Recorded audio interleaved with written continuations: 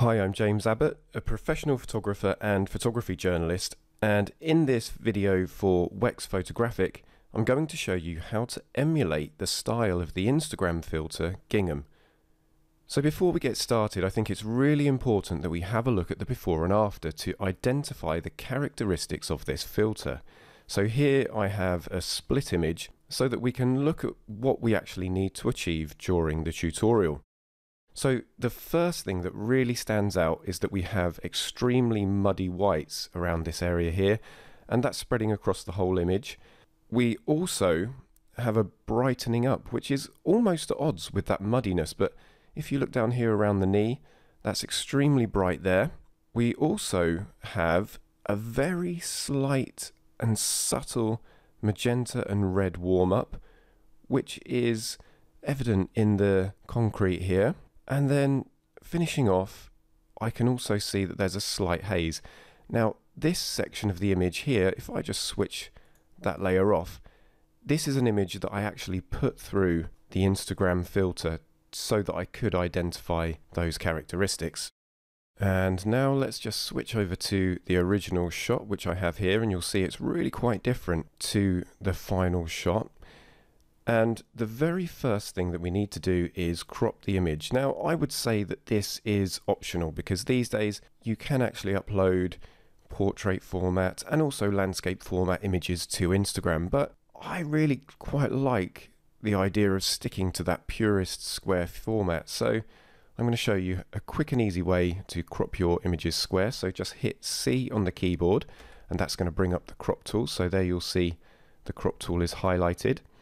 And whichever crop dimensions you were using before, they're going to be active. So you just need to go up to this drop down menu here and select 1x1 square, and there you'll see it creates a square image, and we can adjust this. So if I just left mouse click, I can move my image around.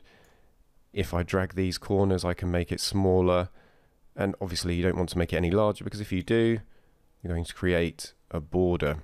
So let's just get this positioned up, and then you can simply hit enter on the keyboard or just click on the tick up at the top of the Photoshop window.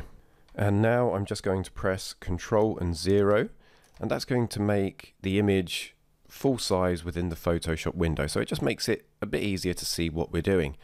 And next up we need to go to the adjustment layer icon, which is a half white, half black circle, and we're going to select curves from the list of options. I'll just drag that window over.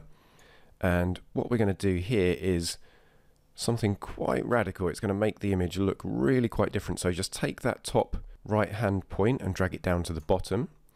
Then left mouse click and drag the curve up to the top of the curve. So it's going to look really crazy at this point. If you happen to add an incorrect point, just click back onto that. So left mouse click and just drag it off the curve and then release, and that's going to disappear. So that's looking good. Let's just close that window down.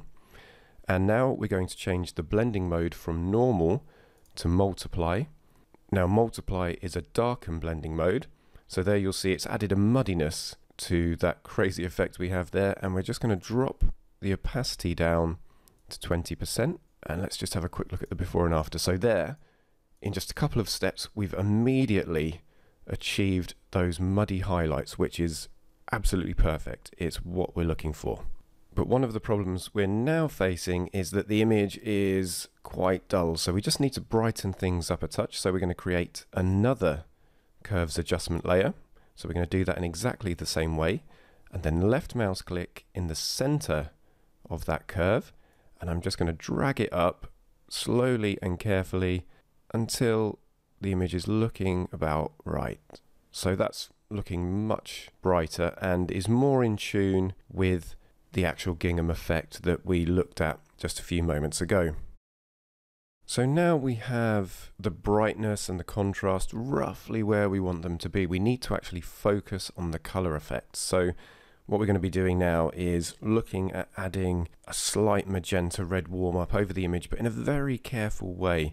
We don't want to overcook it. So we are going to use a selective color adjustment layer. So if we go down to the adjustment layer icon again, and then right at the bottom you'll see there's selective color.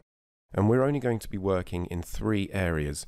and that's going to be the whites, the neutrals, and the blacks there. So let's get started with the whites, and all we're going to do here is take magenta up to 15%.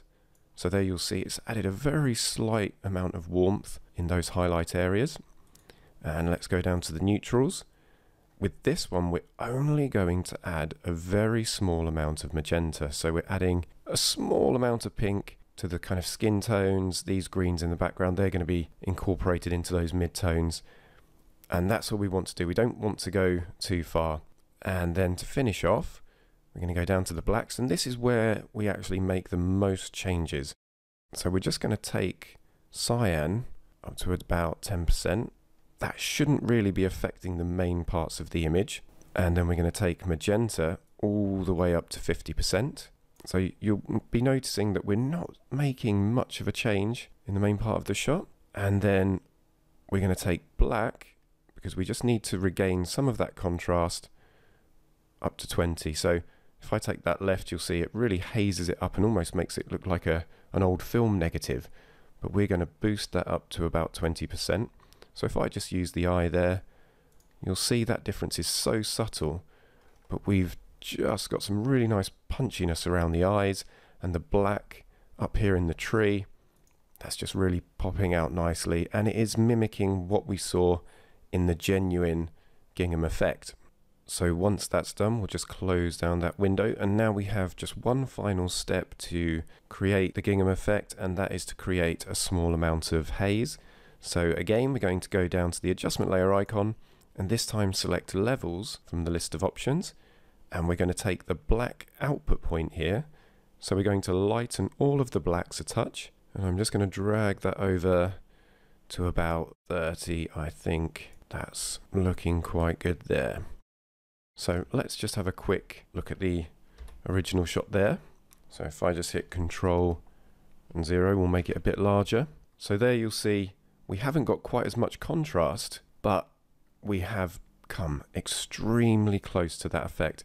Now at this point you can save your image as a TIFF to maintain all of those layers, or you can flatten it down by just going up to this menu at the top right hand corner of the layers panel, and that's just popped up out of my screen, and just choose flatten image, and then you can save as a JPEG, or if you were to save as a JPEG, it will flatten it automatically for you. So that is how to achieve the Gingham effect in Photoshop.